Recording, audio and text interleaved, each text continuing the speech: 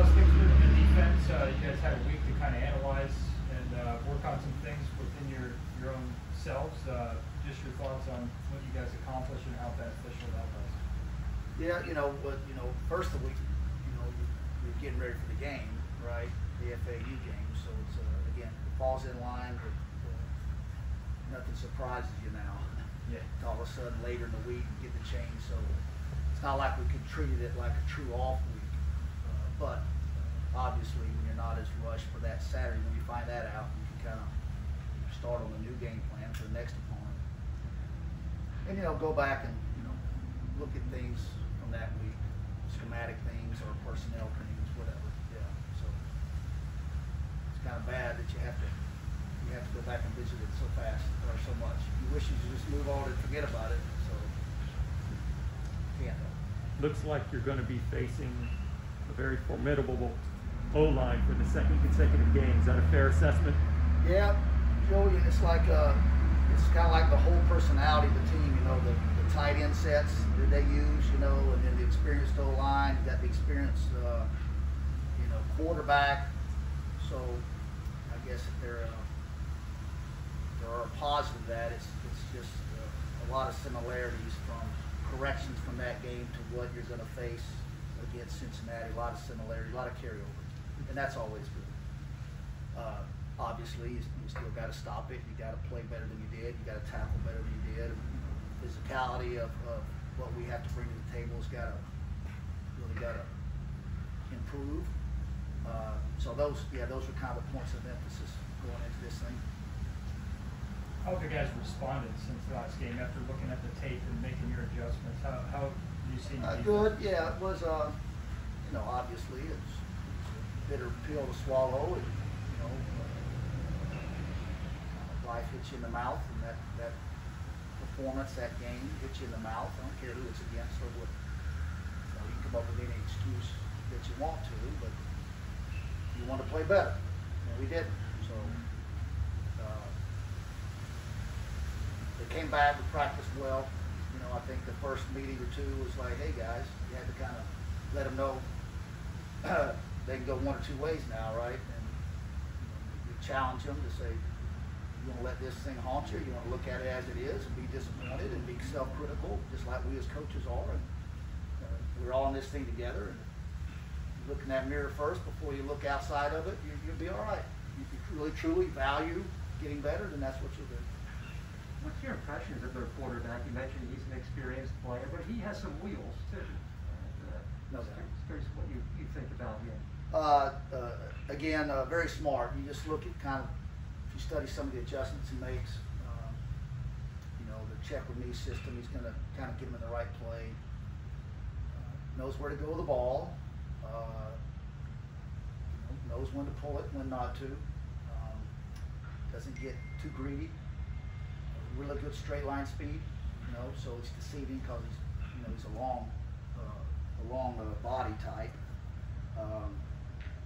And he's, again, nothing's going to rattle him. He's been in the big games. He's led them to a lot of big wins. He's got a lot of respect for him. Anybody that's taken that many snaps and won at that high a level, you have a lot of respect for him.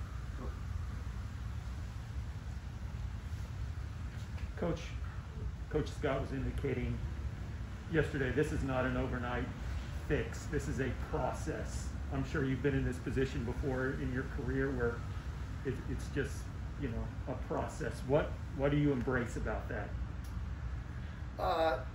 He's got a great vision of what he wants, and he shares that with us. In his mind, he's got a plan. On my end, I'm probably the opposite as far as I want tomorrow's practice to be perfect. So that's just some pressure you put on yourself to want to fix now. And I hope that's one of the reasons that he brought me in, because if there's an issue, doesn't matter who's out because of this reason or that reason. Those 11 out there are my guys, and those 11 out there got my name on them. And I tell them that all the time, same way as I do with them. So yes, it's a process, but you know, we're hired as assistants to get it figured out quick and to have solutions. That doesn't mean it's going to happen all the time, but that's what I put on my shoulders. Let's find the solutions right now. Let's find ways to win games. Could you speak to just the development of Thad since he's joined this program? Yeah, Thad, you know, a lot of nice things have been written about Thad, and it's well deserved. Mm-hmm. A lot of times, places I've been when I've gotten some transfers in, I've had some very fortunate transfer situations come in and hit well, and but they hit well because it's the young man's attitude when he comes in, and he had that attitude of I'm coming into this family. It's up to me, you know, to please. That is a pleaser, and that's from the effort that he gives to the preparation that he gives. He wasn't a guy with, all right, I expect this out of you for me.